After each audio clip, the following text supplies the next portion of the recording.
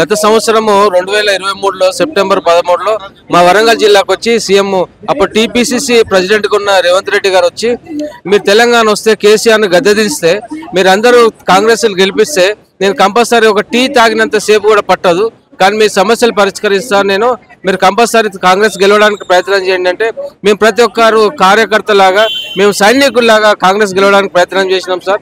కాంగ్రెస్ వచ్చి కూడా సంవత్సరం అవుతుంది సార్, ఇప్పటివరకు కూడా మా సమస్యలు ఏం పరిష్కరించలేదు సార్. గత ప్రభుత్వం చేసిన సమస్యలాగానే ఇప్పుడున్న ప్రభుత్వం అట్లా వేస్తుంది, ప్రజా ప్రభుత్వం అనుకున్నాం సార్. మానవుల్లో కూడా వయసు కూడా అయిపోయింది సార్. కొందరికి గత సంవత్సరంలో రిటైర్మెంట్ అవుతున్నారు సార్, వాళ్ళకు రూపాయి లేకుండా ఏడుచుకుని రిటైర్మెంట్ అవుతున్నారు సార్. కొందరు సర్వీస్ ఉన్న వాళ్ళని కూడా మళ్ళీ రిటైర్మెంట్ అయినా కూడా సర్వీస్ లో తీసుకుంటున్నారు. మాకు అది కూడా లేదు సార్, ఒక రూపాయి లేక మొన్న కూడా కొందరు చనిపోయారు సార్, చనిపోయే వాళ్ళకు కూడా రూపాయి ఇస్తలేరు సార్. అదే గవర్నమెంట్ లో ఉద్యోగస్తులు చనిపోతే 30,000 ఇస్తున్నారు సార్ దాన సంవత్సరాల కింద, మాకు 3 రూపాయలు కూడా దాన సంస్కరించలేదు. ఈ సమయ కాలంలో కూడా 2 చనిపోయారు సార్, వాళ్ళ కనీసం ప్రభుత్వం కూడా వాళ్ళ పరామర్శించడానికి కూడా పోవట్లేదు సార్. కనుక మాకు దయచేసి రేవంత్ రెడ్డి గారు మీరు ఇచ్చిన హామీనే మేము గొంతమ్మ కోరికలు కోరట్లేదు సార్, మీరు గత సంవత్సరం ఇచ్చిన హామీనే మేము అమలుపరచమని చెప్తున్నాము. ఎందుకంటే మీరు మా మంచి ప్రజాప్రభుత్వం అని మేము నమ్మి అందరం కాంగ్రెస్ గెలవడానికే శతవిధాల ప్రయత్నం చేసినాం సార్. మేము ఎలక్షన్ డ్యూటీ కూడా చేస్తున్నాం సార్, మేము మన సర్వే డ్యూటీ కూడా చేస్తున్నాం సార్. అంటే రెగ్యులర్ ఉద్యోగస్తులాగా పాపం మేము ఎలక్షన్ డ్యూటీ కూడా చేస్తున్నాం సార్. మేము స్కూల్లో హై స్కూల్లో పనిచేస్తాం, ఆర్ట్ క్రాఫ్ట్ పీటీలో పనిచేస్తున్నాం సార్. అంటే పిల్లలకు చదువుతో పాటు వీళ్ళలో విద్యను మేము నేర్పిస్తాం సార్, బోధిస్తాము.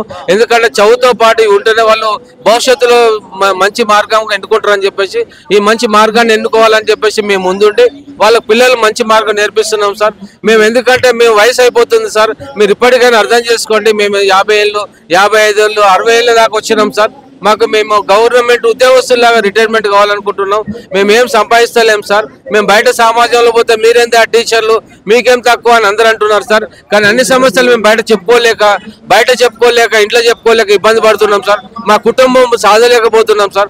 మా పిల్లలు అయితే పెళ్లికి వచ్చింది సార్, కానీ బయటకు పోతే మీరు టీచర్ కదా, మీరు ఎంత కట్నం ఇస్తారు ఏమిస్తారు పిల్లలు కానీ మాట్లాడుతున్నారు, మేము చెప్పుకోలేక ఇబ్బంది పడుతున్నాం. దయచేసి రేవంత్ రెడ్డి గారికి మేము ఒకటే విన్నపం, మమ్మల్ని కొంచెం దయచేసి మాకు వెంటనే మా ఉద్యోగాలు రెగ్యులర్ చేయమని కోరుకుంటున్నాం.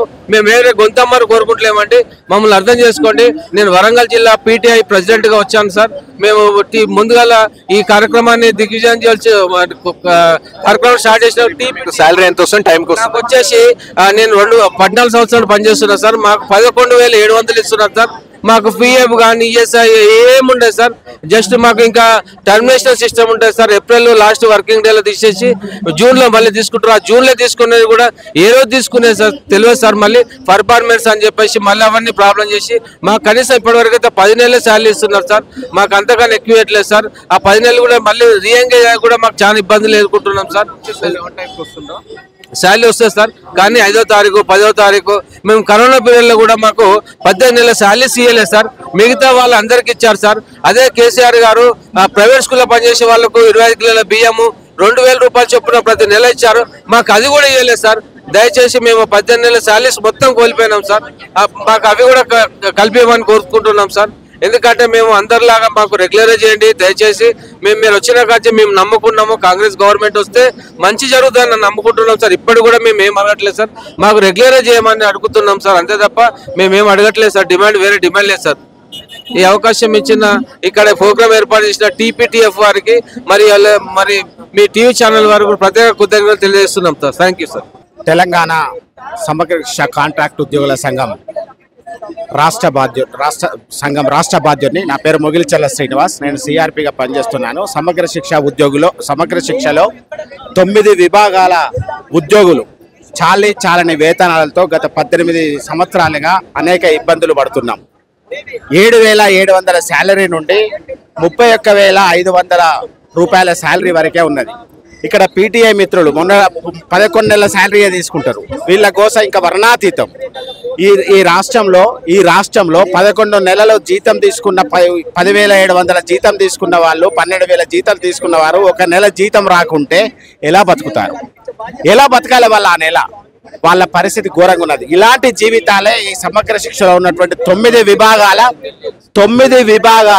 9 విభాగాల ఉద్యోగులు రాష్ట్రంలో 19,325 మంది ఉన్నారు. ఈ 19,325 మంది గత ప్రభుత్వంలో తెలంగాణ ఉద్యమము 2009లో స్టార్ట్ అయినప్పుడు అప్పటి ప్రభుత్వం అప్పటి ఉద్యమ నేత కేసీఆర్ గారు చెప్పిన అంశం ఏంటిది?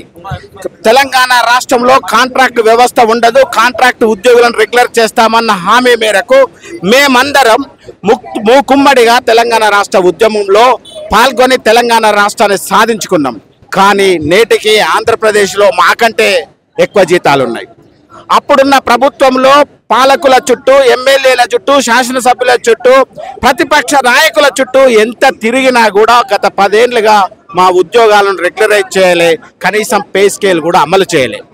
ఈ 10 ఏళ్ల ఉద్యమం చేస్తున్న క్రమంలో మేము గత సంవత్సరం సెప్టెంబర్ 13, 2023న హన్మకొండ ఏకశిలా పార్క్ ధర్నా చౌక్ దగ్గరికి సీఎం రేవంత్ రెడ్డి, ఇప్పుడు ఉన్నటువంటి ఎమ్మెల్యేలు నాయన్ రాజేందర్ రెడ్డి, గండ్ర సత్యనారాయణ, కేఆర్ నాగరాజు, రాష్ట్రంలో ఉన్న ఉన్నత పదవులు ఇప్పుడు అనుభవిస్తున్నటువంటి శాసనసభ్యులు, అధికారంలో ఉన్నటువంటి పార్టీ డామినేట్ పోస్ట్లో ఉన్న వాళ్ళు మా శిబిరానికి వచ్చి ఒకటే మాట చెప్పారు, మీరు చేయాల్సింది బీఆర్ఎస్ ప్రభుత్వం మిమ్మల్ని మోసం చేసింది కనుక మీరు 1 గంట ఎక్కువ పని చేసైనా ఈ బీఆర్ఎస్ ప్రభుత్వాన్ని గద్దె దించి కాంగ్రెస్ ప్రభుత్వాన్ని గద్దెనెక్కించండి. మేము అధికారంలోకి వచ్చిన వెంటనే మిమ్మల్ని దర్బార్గా సెక్రటరియట్కు పిలిపించి మీకు వెంటనే మీ సమస్యలు పరిష్కరించి మిమ్మల్ని రెగ్యులర్ చేస్తామని సీఎం రేవంత్ రెడ్డి అప్పుడు టీపీసీసీ అధ్యక్షుని హోదాలో మాకు వాగ్దానం ఇవ్వడం జరిగింది.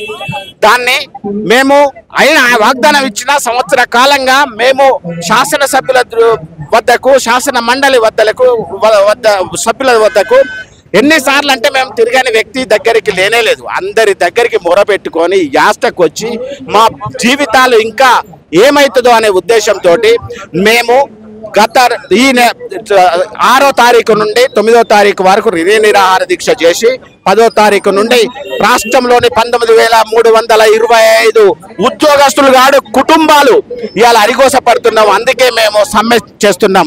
మాకు తక్షణమే సీఎం రేవంత్ రెడ్డి కాంగ్రెస్ ప్రభుత్వం ఇచ్చినటువంటి హామీని నిలబెట్టుకొని తక్షణమే మాకు రెగ్యులరైజ్ చేయాలి.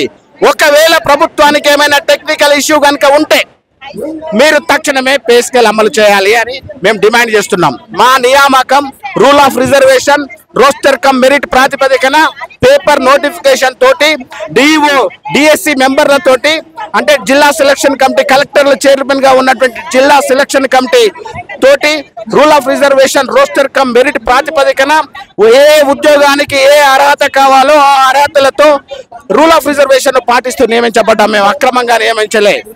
18 సంవత్సరాల నుండి సేవ చేస్తున్నాం. పాఠశాల విద్యాశాఖలో బడుగు బలహీన వర్గాలు చదువుతున్న పిల్లలు అభ్యున్నతికి పాటుపడుతున్న ఈ ప్రభుత్వానికి మా సేవను తీసుకోవడం తెలుస్తుంది, కానీ మా బతుకుల్లో వెలుగు నింపడం తెలుస్తుంది. మా ఏకైక డిమాండ్ రెగ్యులరైజేషన్.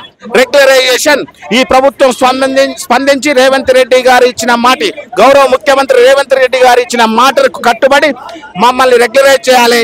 అప్పుడు టెక్నికల్ ఇష్యూ అయితే తక్షణమే పే స్కేల్ అమలు చేయాలని డిమాండ్ చేస్తున్నాను.